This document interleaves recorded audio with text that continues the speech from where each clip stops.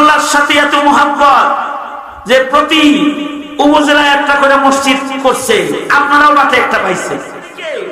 ছেলেরা যখন ওনারে ধাওয়া দিল, মানুষের কাছে নেতারা বলল নেত্রীর আল্লাহর লগে খুব খাতির, কিন্তু 5 তারিখে আমরা দেখলাম নেত্রীর পুরো দিল্লির লগে খাতির, আল্লাহর লগে একটু না।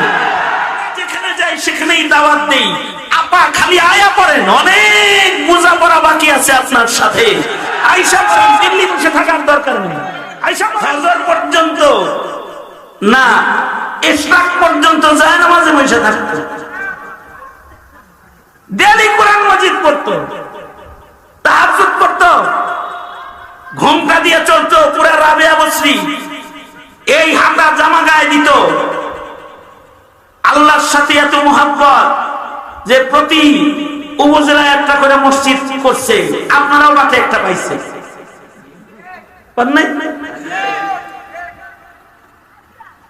ইস্তেমার জায়গা দিছে, ওনারা ফাউন্ডেশনের জায়গা দিছে, বড় আবেগ মানুষ। কিন্তু দুঃখজনক বিষয় হলো ওই যে তার ইবাদত দিয়ে আল্লাহর লগে খাতির বেশি একটা হয় নাই, মুনাফিকের মধ্যে ইবাদত হয়ে গেছে আর কি। কারণ 5 তারিখে ছেলেরা যখন ওনারে ধাওয়া দিল, মানুষের কাছে নেতারা বলল নেত্রীর আল্লাহর লগে খুব খাতির, কিন্তু 5 তারিখে আমরা দেখলাম নেত্রীর পুরো দিল্লির লগে খাতির, আল্লাহর লগে একটু না। কোথাও জায়গা পেল না, দিল্লি চলে গেল। যা অত্যাচার মানুষের উপরে করলো, আল্লাহ পাক ছাড় দেয়, ছেড়ে দেন। ইন্না বাতশা রাব্বিকা লাশাদীদ, আল্লাহ পাক ধরে ফেললেন। এখন আবার মাঝে মাঝে উনি আমাদের বরকত দিতে আইতে চায়, যে কোনো সময় আয়া পড়তে পারি, আমরা যেখানে যাই সেখানেই দাওয়াত দেই, আপা খালি আয়া পড়েন, অনেক বোঝাপড়া বাকি আছে আপনার সাথে, আইসা পড়েন, দিল্লি বসে থাকার দরকার নেই, আইসা পড়েন খালি।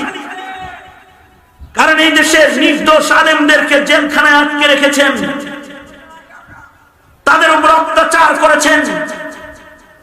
মাসুম মাসুম তালবে ইলম যারা ইমানের দাবি নিয়ে শাপলা চত্বরে জমা হয়েছিল নাস্তিক্যবাদ আর কাদিয়ানি বিরুদ্ধে, তাদেরকে গুলি করে, বাতি বন্ধ করে গুলি করে তাদের শহীদ করেছেন।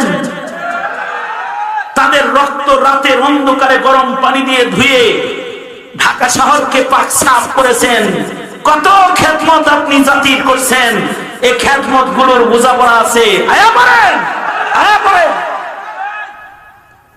এই জাতি এগুলো স্মরণ রাখবে। আর যদি তোমরা স্মরণ না রাখো তো পাকুন দিয়া কয়বার এসেছি, কয়বার আসবো তা জানি না, বলে দিয়ে যাই। যদি তোমরা স্মরণ না রাখো তাহলে কবরে শুয়ে শুয়ে নাস্তিকের আওয়াজ শুনবা, মন্দিরের কুরুর আওয়াজ শুনবা, যাবে ধ্বনি বন্ধ হয়ে যাবে।